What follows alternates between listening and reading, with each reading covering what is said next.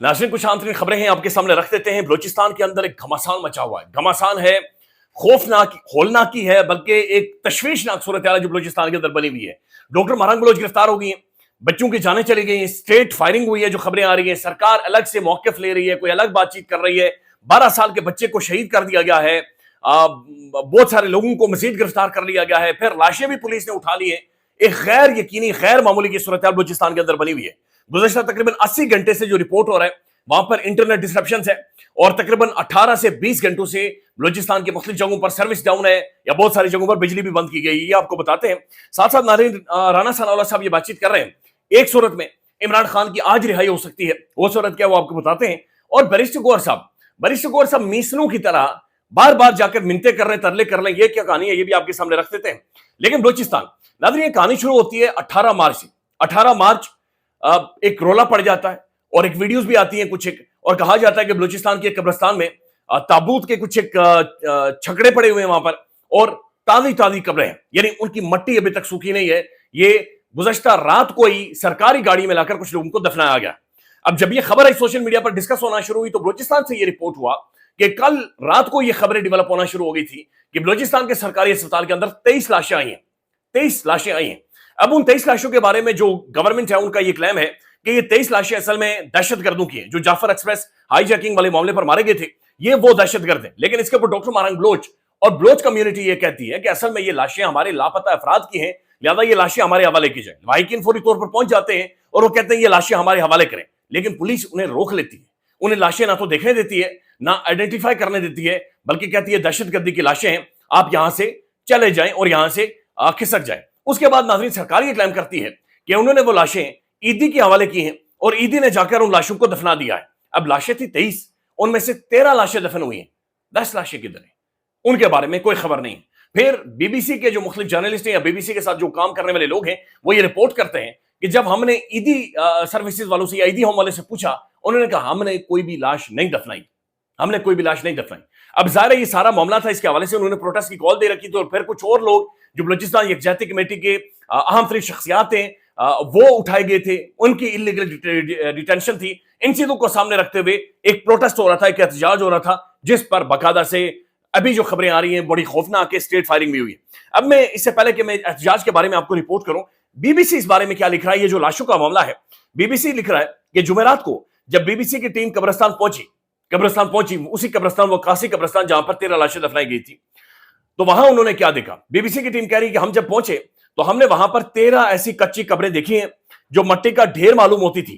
बलूचिस्तान में नामालूम अफराद की कब्रों पर जिस तरह प्लेटें और नंबर लगाए जाते हैं, वो भी मौजूद नहीं थे। यानी इन कब्रों 13 कब्रें हैं, लेकिन इनके ऊपर नंबर्स मौजूद नहीं है। अब ये नंबर कैसे मौजूद नहीं हो सकता, यानी अगर नंबर 1 है तो कब्र को नंबर दिया जाए, ये नामालूम जो कब्र होती है उसे एक नंबर दे दिया जाता है, फिर लाश का डीएनए लिया जाता है और डीएनए के सैंपल्स अपने लैब में रखे जाते हैं या अस्पताल के अंदर रखे जाते हैं।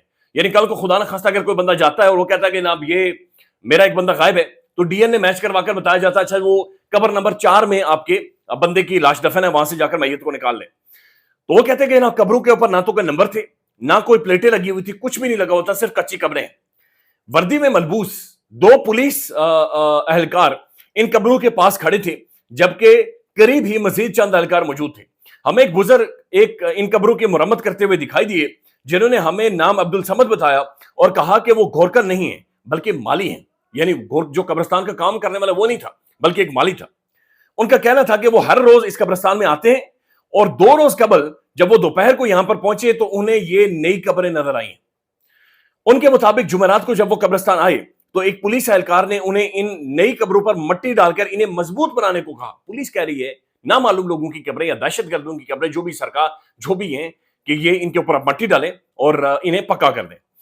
अब्दुल समद का कहना था कि कब्रों की हालत ठीक नहीं थी और मजबूत ना होने की वजह से रात को कुत्ते उनसे मैयत निकालकर नोच सकते थे, इसलिए अब मैं उन पर मट्टी डाल रहा था। वजीर आला बलूचिस्तान अभी उसके बाद लिख रहा है, वजीर आला बलूचिस्तान सरफराज भुगटी ने जुमेरात को न सिर्फ वजीर आला सेक्रेटेरिएट में वफाकी वज़रा के साथ मुश्तरका प्रेस कॉन्फ्रेंस की, बल्कि बलूचिस्तान असम्बली के अजलास में भी जाफर एक्सप्रेस पर हमले के बाद मारे जाने वाले इन अफराद के बारे में बात की। उनका कहना था कि ये लाशें उन शिद्दत पसंदों की हैं जो मशकाफ के पास ऑपरेशन में मारे गए हैं। उनका कहना था कि अब हमारे पास 2 ऑप्शन थे, एक तो यह था कि इन लाशों को वहीं छोड़ देते, लेकिन यह हमारी कानूनी ذمہ داری تھی کہ ہم ان لاشوں کو لے آئیں اور ان کا ڈی این اے کروائیں تاکہ یہ پتہ چل سکے کہ یہ لوگ کون تھے جو ریاست پاکستان سے لڑ رہے تھے. انہوں نے کہا کہ ان لاشوں کو ایدی فاؤنڈیشن کے حوالے کیا گیا جنہوں نے ان کے بقور ہر لاش کے ساتھ ایک پلیٹ اور ایک نمبر لگا کر ان کو امانتاً دفن کیا ہے تاکہ اگر کسی کی شناخت ہوتی ہے تو وہ اسے لے جا سکتا ہے. اب شناخت ممکن نہیں تھی تو ہم نے ان لاشوں کو ڈی این اے ٹیسٹ کروائے اور اس کے بعد ہم نے فاؤنڈیشن کے حوالے کر دیا اور فاؤنڈیشن نے دفنا دیا ہے. تاہم بی بی سی نے جب اس معاملے پر کوئٹہ میں ایدی فاؤنڈیشن کے نمائندوں سے رابطہ کیا انہوں نے وزیر اعلیٰ کے دعوے کو مسترد کر دیا اور کہا کہ یہ نہ تو یہ وہ لاشیں ان کے حوالے کی گئی ہیں اور نہ ہی انہیں ان کی تدفین کے بارے میں کچھ پتا ہے. یہ بی بی سی باقاعدہ سے اپنی رپورٹ لکھ رہے ہیں. سرفراز بگٹی کا یہ بھی کہنا تھا کہ ان لاشوں کو وہاں چھوڑ دیں تو لاپتہ افراد کی فہرستوں میں مزید اضافہ ہو جاتا. وہ لوگ جو آج ریاست پاکستان سے لڑ رہے ہیں ان کی لاشوں کو لائیں تب بھی ایشو، نہ لائیں تب بھی ایشو. انہوں نے کہا کہ اگر کسی لاش کی شناخت ہوتی ہے تو قانونی طریقے سے اہل خانہ لے جا سکتے ہیں.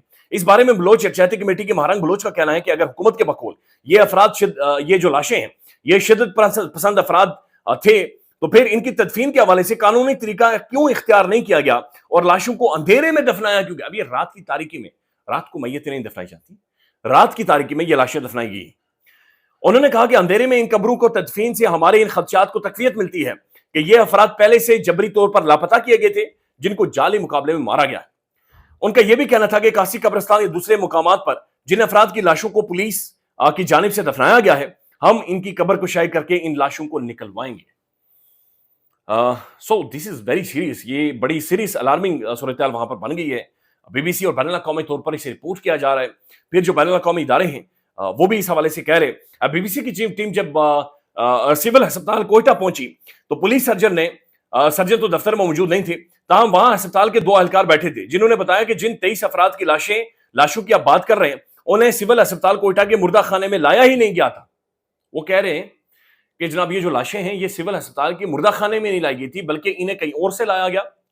اور آگے سنیں، بلکہ یہ پوری سٹوری سن لیں پہلے. ایک اور اہلکار نے بھی نہ ظاہر کرنے کی شرط پر بی بی سی سے گفتگو کرتے ہوئے کہا کہ 2-3 روز قبل 23 افراد کی لاشیں کوئٹہ ضرور لائی گئی لیکن وہ سول ہسپتال نہیں لائی گئی. انہوں نے بتایا کہ یہ 23 لاشیں گرمی کی وجہ سے خراب ہو چکی تھی. نہ صرف یہ ناقابل شناخت تھی بلکہ زیادہ دیر گرمی میں پڑے رہنے کی وجہ سے ان میں کیڑے بھی پڑ چکے تھے. تاہم وہ یہ بتانے سے قاصر تھے کہ ان لاشوں میں سے 13 کی تدفین کاسی قبرستان میں کی گئی تو باقی 10 لاشیں کہاں پر ہیں؟ یہ ایک سوال ہے، یہ 10 لاشیں کہاں پر؟ اب ناظرین، بلوچستان کے اندر جو صورتحال بنی ہوئی ہے وہ انتہائی خوفناک ہے، وہ الارمنگ ہے. یہ بلوچستان یکجہتی کمیٹی لکھتی ہے کہ صبح 5:30 بجے دوبارہ سے پاکستانی جو پولیس ہے، جو کوئٹہ کی پولیس ہے، انہوں نے حملہ کیا اور ہمارے لوگوں کو مارا ہے اور پھر ڈاکٹر مہرنگ بلوچ اور ان کو گرفتار بھی بہت ساروں کو کیا ہے اور لاشیں اپنے قبضے میں لے لی. یعنی جو میتیں چند ایک سامنے رکھ کر وہ احتجاج کر رہے تھے وہ اپنے قبضے میں لے لی. پھر وہ یہ بھی کلیم کر رہے ہیں کہ سیدھی فائرنگ کی گئی ہے احتجاج کرنے والوں کے اوپر، پروٹیسٹرز کے اوپر، اور اس میں کچھ لوگ شہید بھی ہوئے ہیں. پھر ہیومن رائٹ کمیشن اس کے اوپر لکھ رہا ہے کہ جناب بہت ساری کیجویلٹیز ہوئی ہیں، بہت سارے لوگوں کی جانیں گئی ہیں اور بہت سارے لوگ شدید ترین زخمی ہیں.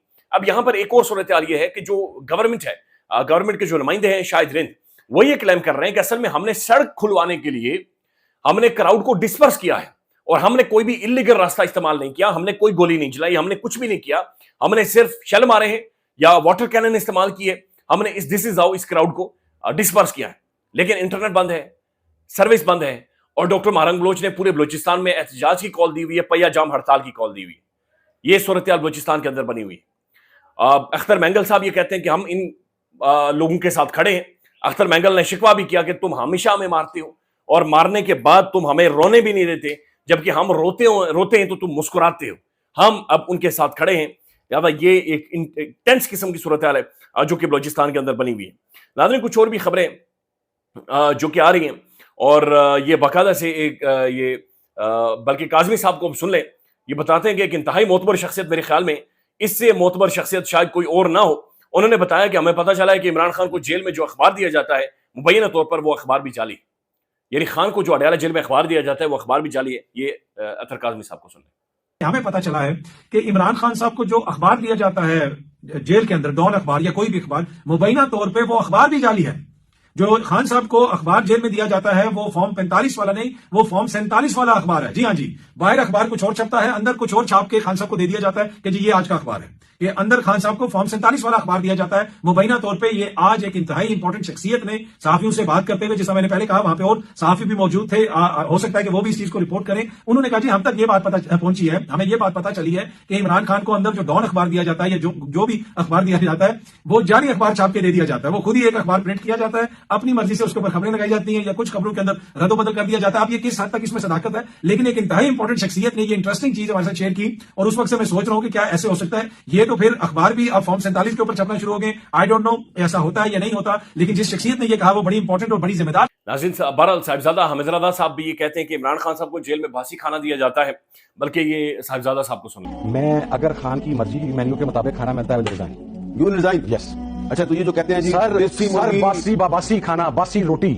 میں رمضان المبارک میں روزے کی حالت میں آپ سے یہ کہہ رہا ہوں کہ جب خان کو سولیٹری کنفائنمنٹ میں رکھا گیا تھا، ایون وہاں پر جو جیل کا کھانا ہے وہ بھی نہیں دیا جاتا تھا خان کو. ایک آدمی جو کوکنگ بھی نہیں کر سکتا تھا وہ کچا پکا سا سالن اٹھا کے اس کے آگے رکھ دیتا تھا. سر اب خان کو میں کہتا ہوں جی انہوں نے اندر لگژریس فیسلٹیز دی ہوئی ہیں. میر صاحب آپ کو میرا بھائی لے جائے، جا کے وہ سیل دیکھائیں. رانا ثناءاللہ صاحب نے ایک اسٹیٹمنٹ دی ہے، اسے جیو نیوز بھی پبلش کر رہا ہے، سب پبلش کر رہے ہیں.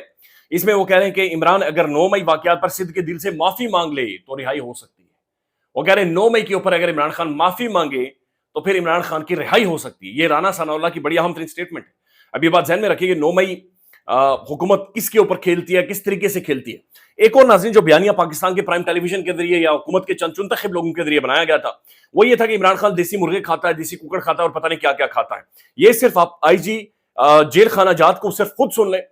پی ٹی وی کا جو اینکر ہے حفیظ صاحب، یہ جو چھاتی پیٹتے رہتے ہیں، انہوں نے تقریباً 4 سے 5 دفعہ یہ بات ریپیٹ کی، بار بار ریپیٹ کی، اتنی ریپیٹ کی کہ اریٹیٹنگ لگنا شروع ہو گیا تھا کہ خان کیا کھاتا ہے، کیا خان دیسی مرغے کھاتا ہے نہیں کھاتا. یہ سن لیں.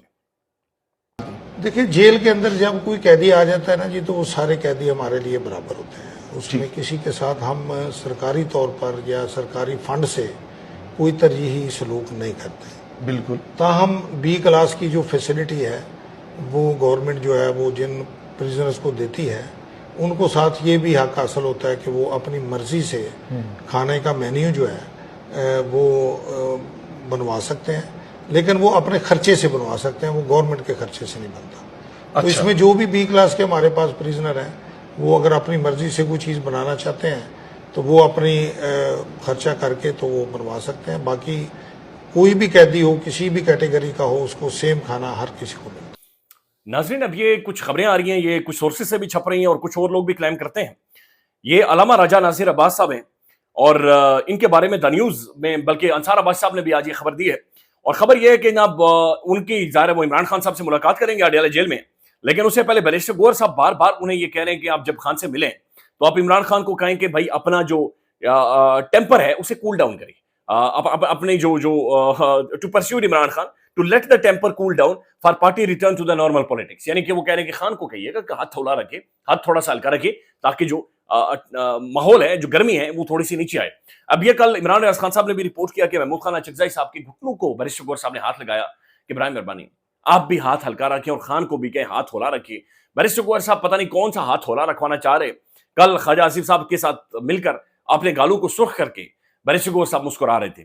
اپڈیٹ کریں گے، خیال رکھیے گا. اللہ حافظ. پاکستان میں اس وقت سب سے بڑا مسئلہ بولنے کا ہے. پاکستان میں بولنے نہیں دیا جاتا، زبانیں کھینچ لی جاتی ہیں، ڈر ہے، خوف ہے، ٹیرر ہے. پاکستان کا میڈیا مکمل طور پر کنٹرولڈ ہے، ویل مینجڈ ہے، ایک میسو سینسرشپ ہے. اسی طرح کا دباؤ پاکستان میں سیاست ڈور پی کے بھی فیس کر رہا ہے، جسے پاکستان بھر میں گزشتہ کئی مہینوں سے ماورائے آئین، ماورائے قوانین مکمل طور پر بند کر دیا گیا ہے، مکمل طور پر بین کر دیا گیا ہے. سیاست ڈور پی کے کی نشریات کو لمیٹڈ کر کے پاکستان میں چھوڑ دیا گیا ہے. تمام تر قانونی محاذ کے اوپر آواز اٹھائی گئی، دستک دی گئی، لیکن ہر طرف سے خاموشی ہے، سناٹا ہے، کہیں پر کوئی سنوائی نہیں ہے، کوئی سننے کو تیار نہیں ہے. لیکن اس کا حل کیا ہے؟ کیا خاموش ہو جائیں؟ کیا سوال نہ کریں؟ کیا معلومات آپ تک نہ پہنچائیں؟ کیا انفارمیشن آپ تک نہ پہنچائیں؟ معلومات بھی پہنچے گی، انفارمیشن بھی پہنچے گی، سوالات بھی اٹھیں گے، لیکن اب آپ نے رول پلے کرنا ہے، آپ نے اپنا کردار ادا کرنا ہے. اور چھوٹا سا ایک پروسیجر ہے، پروسیس ہے، اس کے بعد آپ اپنا کردار ادا کریں اور ہماری مدد کریں. پہلے آپ نے یہ کرنا ہے کہ ہمارے یوٹیوب چینل کو سبسکرائب کرنا ہے، اس کے بعد جوائن کے بٹن کے اوپر جانا ہے، کلک کر کے ہمارا ممبر بننا ہے. یا پھر دوسرا آپشن یہ ہے کہ آپ نے ویڈیو کی ڈسکرپشن میں جانا ہے، وہاں پر پیٹریون کا لنک موجود ہوگا، اس لنک کے اوپر کلک کریں اور ہمیں سپورٹ کریں, ہمارا حصہ بنے, ہماری طاقت بنے. خیال رکھیے گا. اللہ حافظ.